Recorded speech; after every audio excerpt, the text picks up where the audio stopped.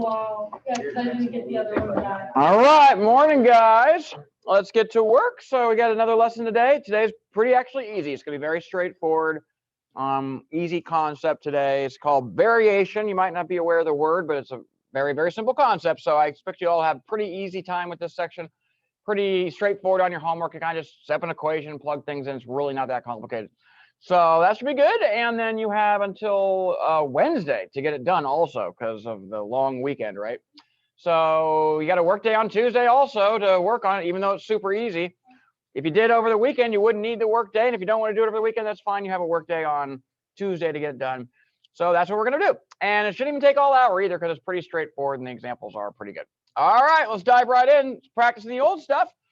Graphing rational functions. This is all you ever need to know about graphing a rational function is to find the zeros, the asymptotes, vertical asymptotes, holes maybe, and whatever happens on the end behavior. So let's go find all four of those concepts as we go. All right, number one today, we got this rational function. It screams to be factored, don't you think so?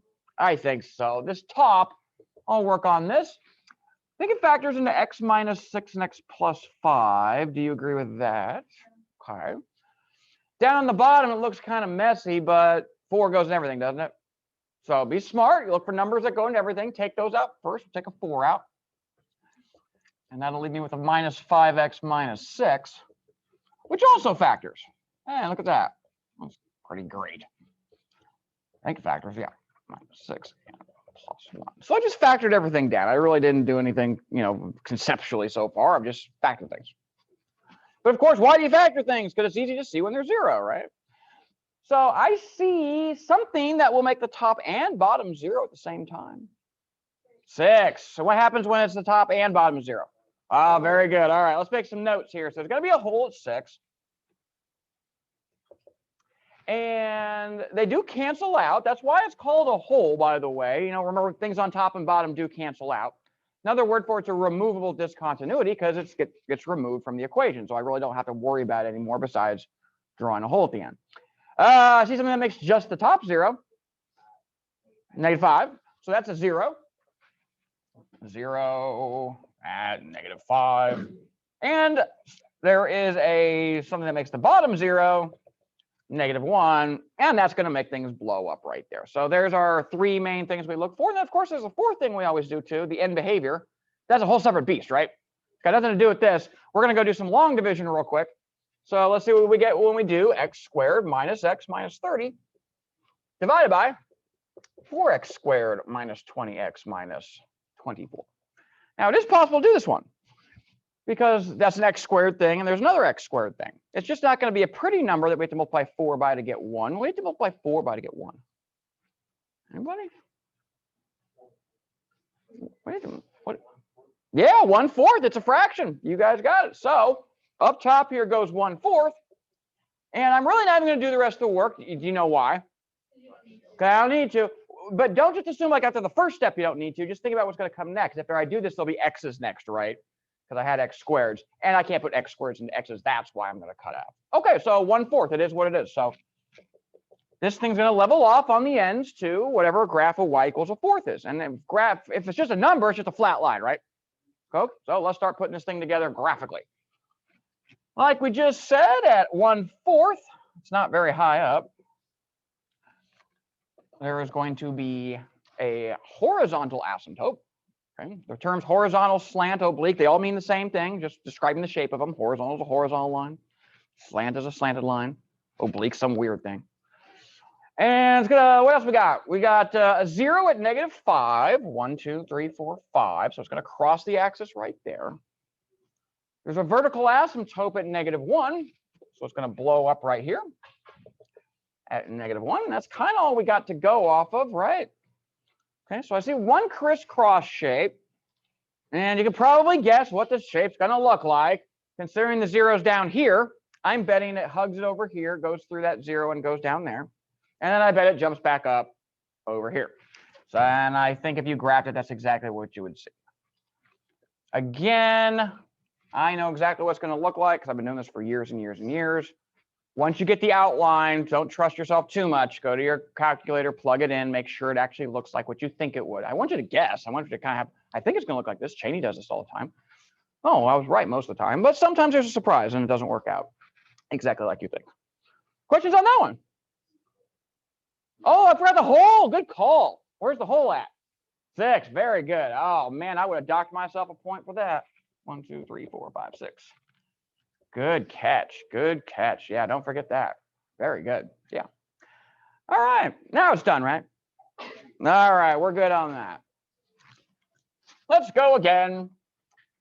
Number 2, similar thing. Oh my gosh, look at that top. It's a cubic. It's time to crack. Well, how are we going to factor that top? Anybody got any ideas? Yeah, some of your homework's using some older skills for factoring and stuff like that. There was a skill called factoring by grouping.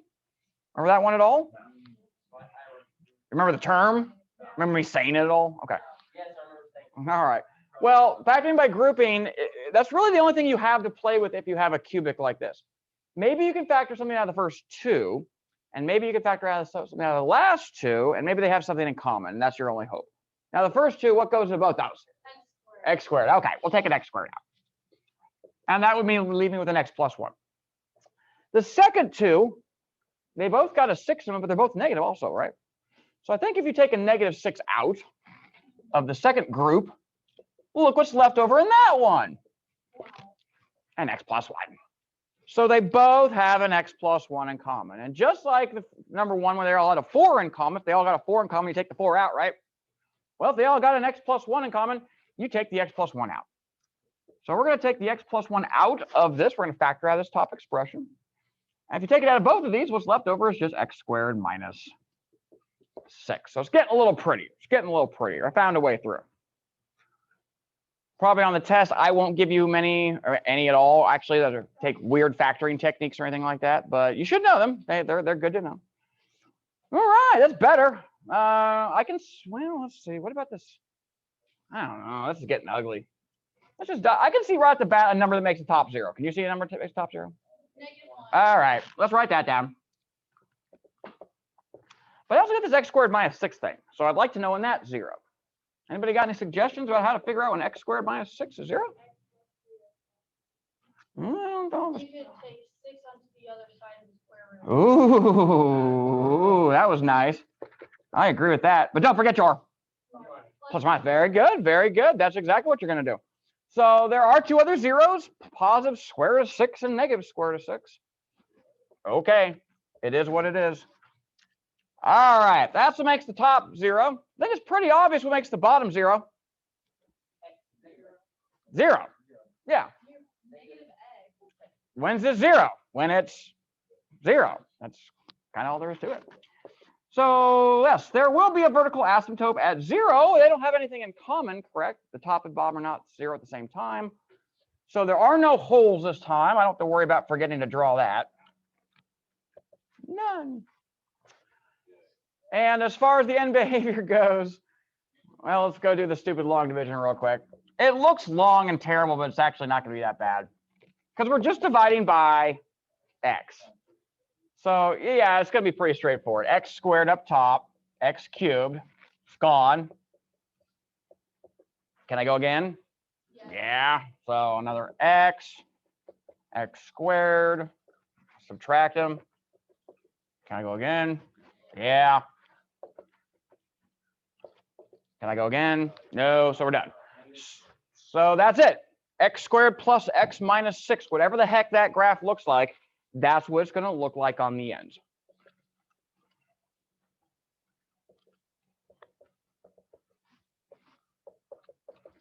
All right, we got everything figured out. Do you know what a graph x squared plus x minus 6 looks like? It's a quadratic, so it must do that parabola thing, right? If you're not exactly sure what that looks like or where to put it on your graph, feel free to graph that separately, x squared plus x minus 6.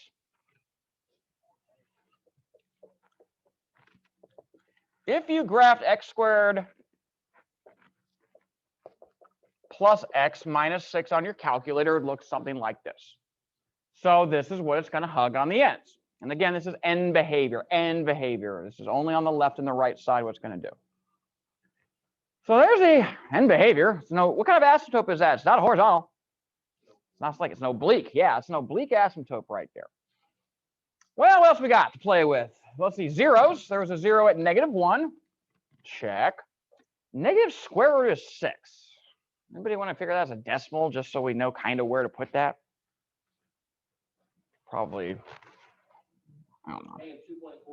Okay, 2.4-ish. That sounds about right. So we'll go negative 2.4-ish, about right there.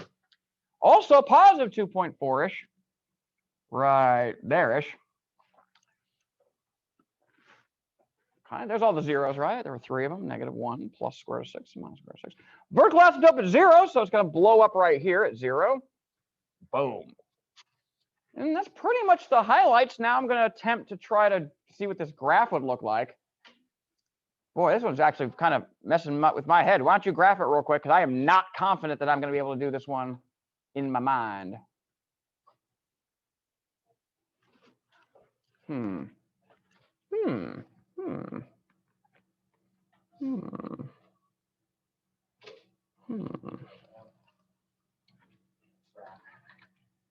Oh, yeah. It's crazy. It's upside down. No, Oh, wait, I have it's one. It's just one. I think it's a pretty good guess of mine. Is that right? No? No, it's like this. Am I completely upside down? How did y'all get that, dude? Mine is like this. Did you put the top in parentheses? No. There it is. There it is. It's always that every single freaking time. Yep. All right. Good job, though, guys. That was well done. Impressive. Impressive. All right. Here's your LG. Short and sweet today.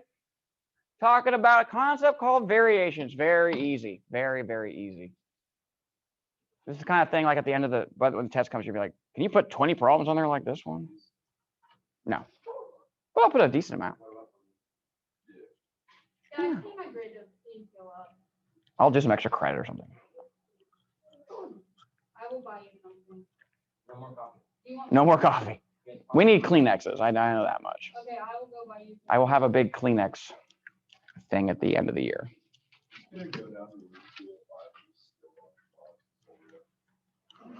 Mr. Cheney does not endorse theft. You like food? Like food? Yeah. It's okay. You don't like? Oh my god.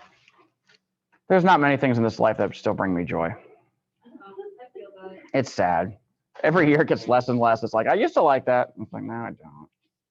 Now he just doesn't eat food again. And it's too much work. You got to walk to the fridge. And He just drinks coffee. yeah, That's yeah. what he thinks. I'll be dead in 5 years. That's okay. All right, guys. 9-5. Write it down. I'm not going to repeat that one on the recording. Oh, I didn't know. 9-4 is due today. 9-5 due on Wednesday. Take a shot. Write it down. It looks like a lot of problems, but like I said, this is very easy stuff today. You really don't got to worry. Not due till Wednesday. You have 6 days to get it done too. So if you don't turn this in, we got problems, because if an easy assignment can't be done in 6 days, something's wrong with you. Yeah.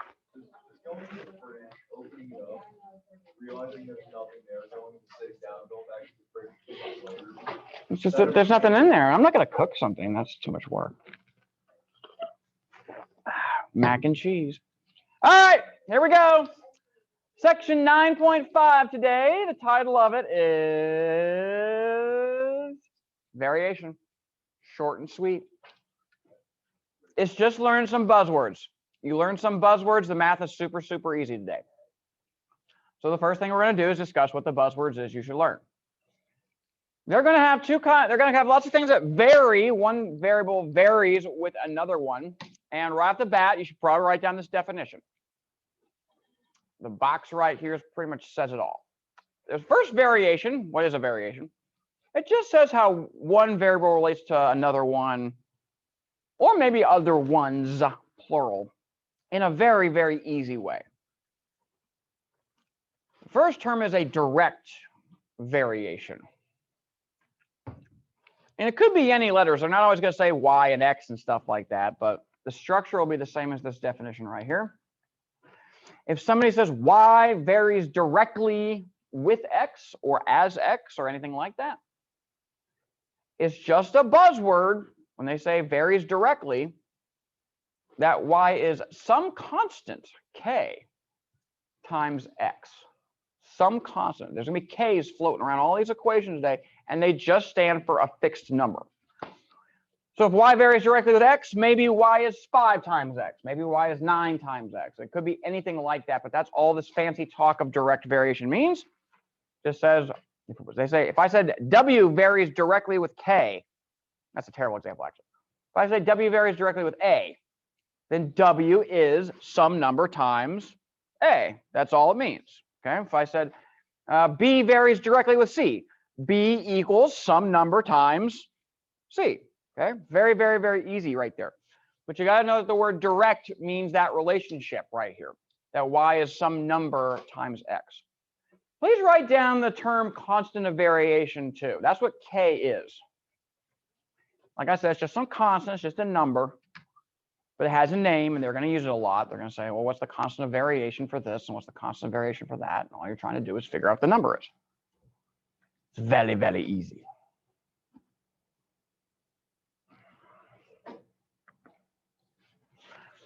Okay, so really all you got to know from this slide is, if somebody says something varies directly, that means that some variable equals another one times a number, and whatever that number is called your constant of variation. That's your job to know from this slide.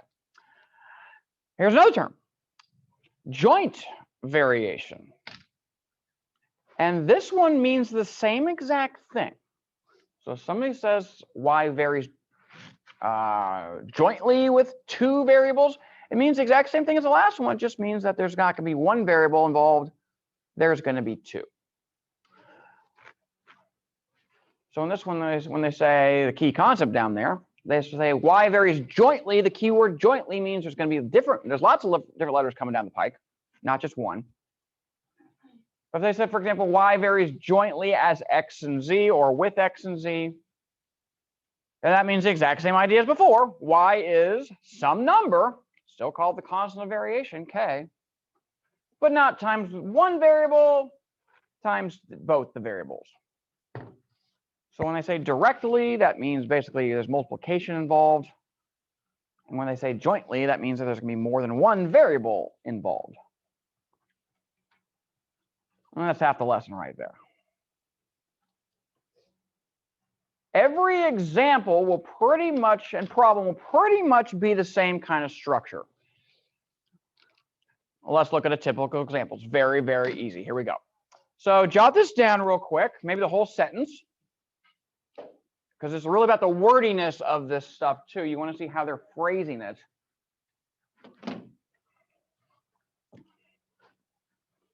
So this example says y varies directly. That new buzzword directly just means y is going to be some number times whatever they're saying as x. So this situation will be y equals like k times x or something. So that's where you start. You got to know that when they say y varies directly as x, they mean y is some number, and you don't know what it is yet. That's probably the first step in your work is figure out that number is as x. So are we clear on what they mean by the terminology right there? Directly just means y varies directly with x. Y is some number times x. That's all it means. What they're always pretty much going to do the next time, unless they tell you this, is they're going to give you some information so you can figure out what k is. They tell you, let's see, x is 20. They say y is -3, don't they? When x is 24. The reason they're telling you that is they're saying, hey, y is -3. Plug in -3 for y. When x is 24.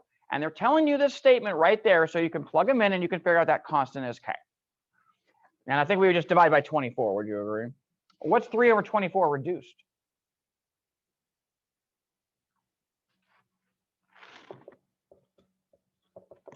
Come on, you can reduce that. I got faith in you. There we go, 1/8. And there's a -2, so it's -1/8. Now the whole reason here they're doing that for you so you can go back and rewrite this thing knowing what k is. Now I know that this relationship between y and x is this. It's y is -1/8 x. every single time. They're going to give you a statement so you can figure out what k is, and then you can rewrite the equation with the known k. And then the last thing they're always going to ask you to do is some kind of follow-up question for this. What's the very last thing say? Find y when x is negative 15. So you just, or negative 16. So what do you plug in for x? Negative 16. And you plug it in, and you multiply. A negative times a negative is a positive. Anybody know what an eighth of 16 is? 2, yeah. So the answer to this problem would be y is 2. That's all that you got to do. That really wasn't that bad, was it? Nah. So they're going to be like that all day. They're going to get worse than that as long as you know the terminology. Let's do the check. Let's see if we can do another one. So the check says y varies right off the bat. That you don't even have to read the rest of the word. If y varies, y is going to be some constant. And the next word is directly. And that means what? Yeah, one variable and multiplication too. So as x. So it's the same exact concept. Okay, y varies directly as x. So y is some constant times x. And again, after you know that and set it up, your job is to just use the information they gave you to figure out what k is. They say y is negative 9 when x is 6. So you can move something around real quick. You can divide both sides by 6. And when you divide both sides by 6, you get k is negative 9/6. And I'm going to ask you to reduce that. What's that reduced to, everybody? Oh, man. This is fire. Dang right it is. So now I know what k is. I'm going to go back. I'm going to rewrite the equation. Now I know that k is negative 3/2. Why write k? I can just write that the relationship between these two variables is this. Y is negative 3/2 times x. No matter what follow-up question they ask me, this relationship will hold. And then they ask you the last little bit to do with this. Find y when x is negative 7. So you type in negative 7 for x. Maybe put in your calculator if you don't want to think. Or just multiply straight across. Because this is really a fraction, right? Multiplying straight across, 21 halves. There we go. So your calculator would have said 10.5, but we would have a lot faster just to multiply straight across. Makes sense, right? Okay. Let's try the next example. Example 2 says joint variation. That just means that there's more than one letter. Doesn't mean that it's any more complicated. So example 2 reads, suppose y varies. And I don't even need to read the rest of the statement. That just means that y is some number. And the next word is jointly. So that means multiplication, but more than one thing, right? Now they're saying x and z. Okay. Well, that means k is times x and times z. There's really no more complicated. They're just going to give you more information and ask you to plug in. So they say find y when x is 4 and z is negative 3 if, what do they tell you after that? The last thing they tell you is y is negative 15. Kind of telling you in a weird order this time. First, they're telling you when y is negative 15 at the very bottom, x is negative 6, and z is 1. So they're kind of giving you the information out of order, but that's okay. They still gave me every variable at some point except for k, so I can figure out pretty quickly what k is. The 1 really doesn't matter, does it? 1 times anything doesn't matter. So really, I just got to divide by negative 6. So your answer is negative 15 over negative 6. And of course, a negative by negative is a positive. 3 goes into both of those. So this time k is 5 halves. And you're doing the same thing you did in the last problem. Okay, now you know what k is. I'll go back and rewrite the original equation.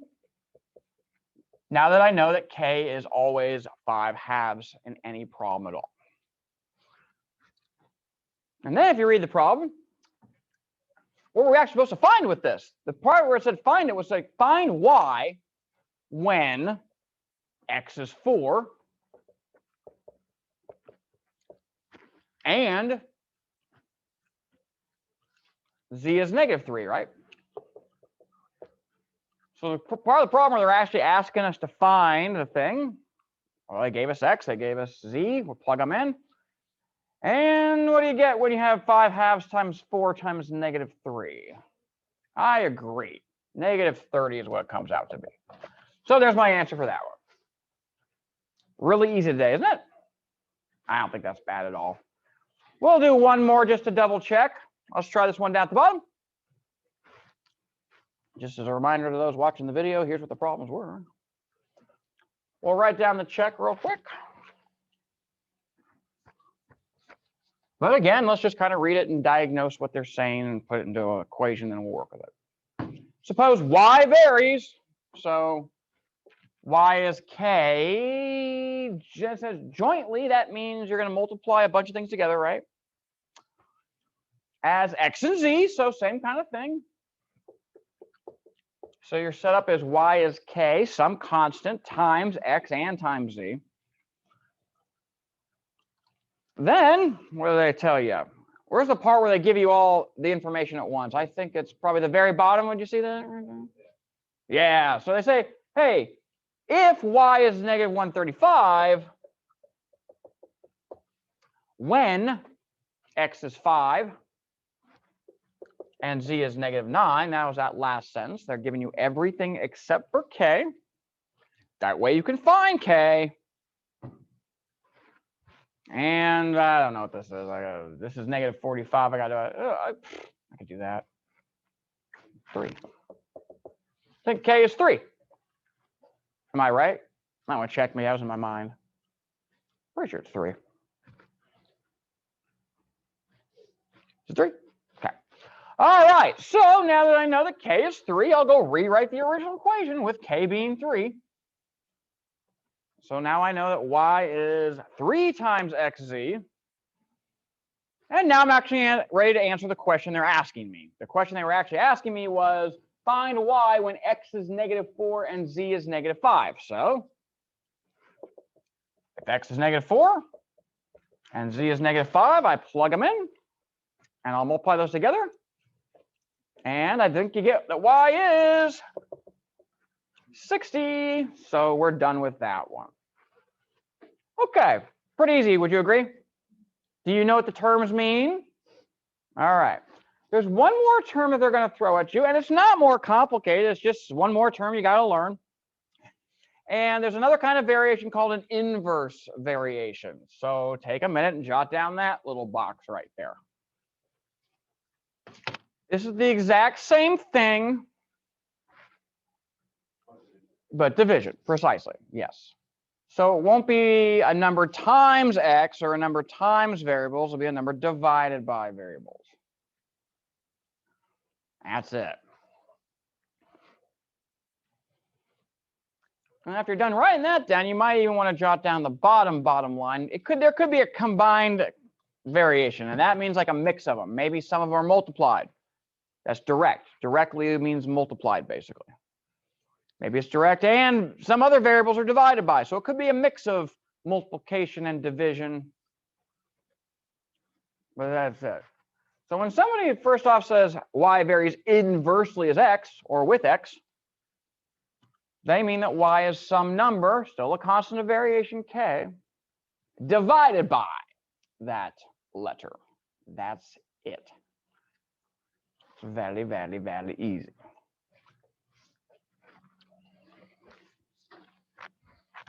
But the analysis will be exactly the same. They will give you a statement where you plug everything in so you can find k. You'll write your master equation, and then you'll use the information that they ask you to find something else that they want you to find. It's the same process. So to summarize so far, if you see the word directly, that means that two variables are related to each other with multiplication. Jointly means the same thing. It's just there could be lots of variables, right? Inversely means that one thing relates to another one with division, and you could have a combined variation where it's like a mix of, multiplication and division and direct and inverse altogether and stuff like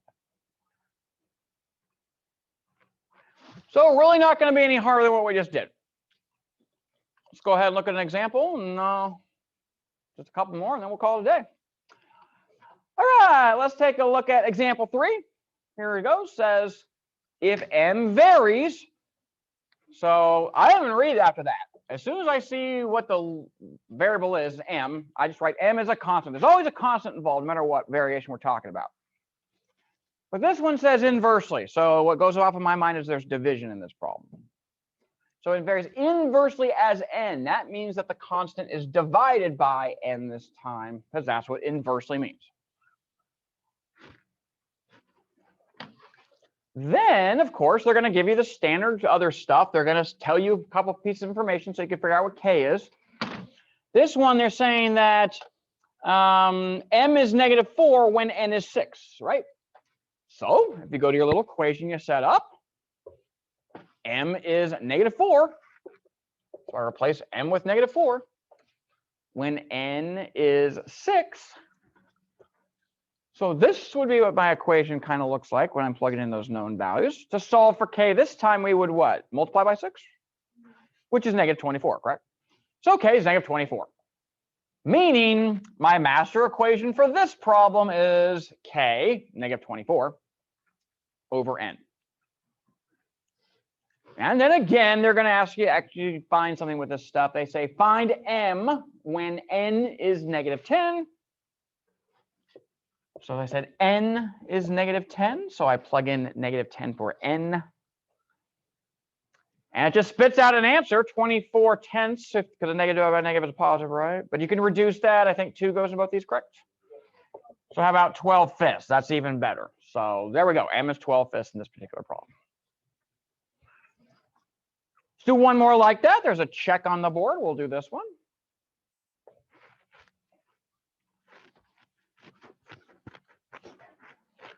The check reads, if y varies inversely, right off the bat, that means y is some constant divided by something, right? Because that's what inversely means. As x. So I guess it's some constant divided by x in this particular case. All right, makes sense how this equation was set up. Now they're going to give you some information somewhere so we can figure out what k is. Let's see.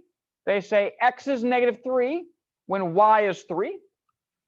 So x is -3 when y is 3. I'm plugging them in where they go. And if you multiply both sides by -3, looks like k is going to be -9. Do we agree with that? So the master equation for this situation is y is -9 divided by x. And then, of course, they're going to ask you for the follow-up. In this particular problem, the follow-up is asking you, find y when x is 18. So find y when x is 18. You plug in 18 for x. That reduces nice and clean. 9 goes into both of those. So how about -1/2 in this particular problem? Cool? All right. Now the last example, example 4, is not any more complicated. It's just a combined variation. That just means we're going to have some that are multiplied and divided. But it's the same exact stuff over and over and over again. So let's read it, and we'll try to break it down into an equation for us. So here we go. Suppose a varies. So right off the bat, a is some constant. I'm not going to read the rest. There's always a constant involved.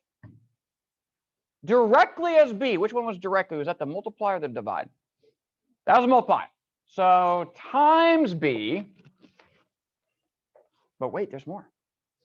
And a varies inversely as c. Inversely was the division one, correct? So this one's not just times b, but it's also divided by c. There's only one constant every single time. There's only one k. But they said it varies directly with b. Directly means the multiply. And if it says inversely with c, then inversely means division, correct? Okay, see how we set that up? It's not that complicated, right? All right, after you got it set up, it's the same stuff as before. They're going to give you some information so that you can plug it in and figure out what k is. Let's see where the information happens to be. Let's see. I go to the if statement at the end. I think the if statement says the key things. What is that? B is 7. All right. B is 7 when a is -49 and c is 3. So this is our setup this time. Same deal. We'll find K. How you gonna wrap this thing, guys? I think probably times 3, right? And then divide by 7. So take negative 49 times 3 and divide it by 7. I believe you'll get negative 21. Because I did it in the opposite order. First I did the divide by 7. Negative 49 divided by 7 is negative 7, right? And then I did times 3, and that's negative 21. So K is negative 21. So you go back and you rewrite the equation with the known constant of variation now. Now I know K is negative 21. And once you got your master equation set up, you're ready to answer whatever follow-up question they happen to have for you. Looks like that for this one, they said find B when A is 6. And they also say C is 28. So you literally just put the things in where the letters go, and then you look at it and you ask yourself, how am I going to solve for that B? I think we'd multiply by 28 and divide by 21 after that, correct?